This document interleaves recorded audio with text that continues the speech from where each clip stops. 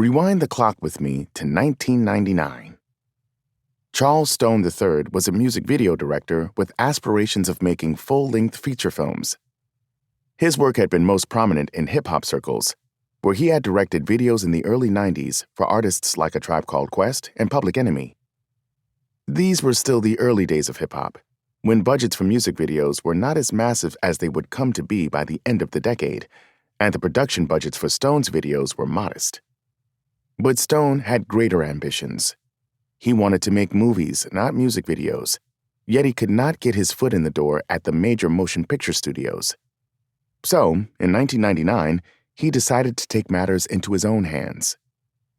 With a $1,000 budget, he enlisted his closest buddies from his hometown of Philadelphia to co-star in his directorial film debut, a 3-minute short simply titled True. To say that True was light on dialogue would be an understatement. The short film followed a series of exchanges between Stone and his friends, Kevin Lofton, Fred Thomas Jr., Paul Williams, and Terry Williams. That could be summed up in one word: what's up? A colloquialism for what's up. It was a common greeting among young urban dwellers, particularly those from the Black community. What's Up had found an even larger audience in the 90s thanks to the meteoric success of Martin Lawrence's television show, Martin.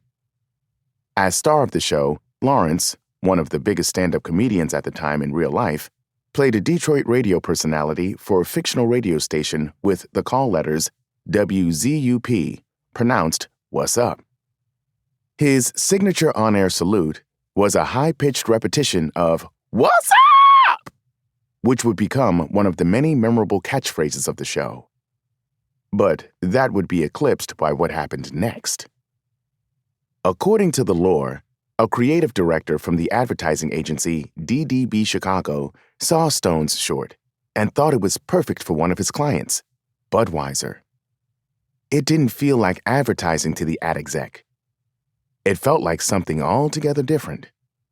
The short features a 20-something man on the couch watching sports. The phone rings. His friend on the line asks, "Yo, what's up?" The young man responds, "Nothing, man, just chillin'." To which his friend responds, "True," as if to say, "I hear ya." Just then, another friend of the young man enters the apartment and gregariously asks, "What's up?" in an exaggerated, elongated fashion. The two respond in kind with their own exaggerated exclamation, "What's up?" Before long, two additional friends join the exchange of "What's up?" The film ends in a fashion similar to how it started. The original friend asks the 20-something man, "What's up with you?" The 20-something responds, "Nothing, man, just chillin'." To which the friend responds, "True." The creative director's instincts were spot on.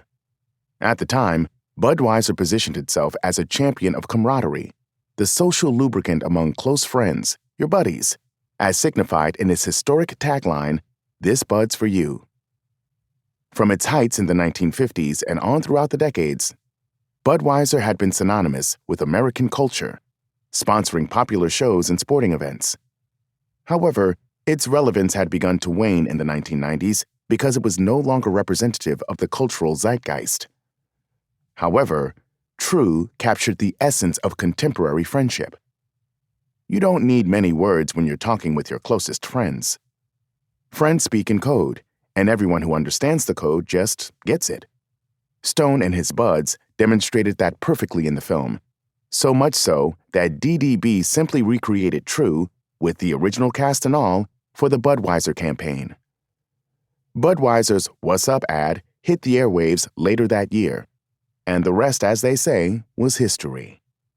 Within a matter of months, What's Up had been imitated by talk show hosts and radio personalities, parodied by movies, memed and proliferated by online content creators in the early days of the internet, and adopted into the cultural lexicon of the masses.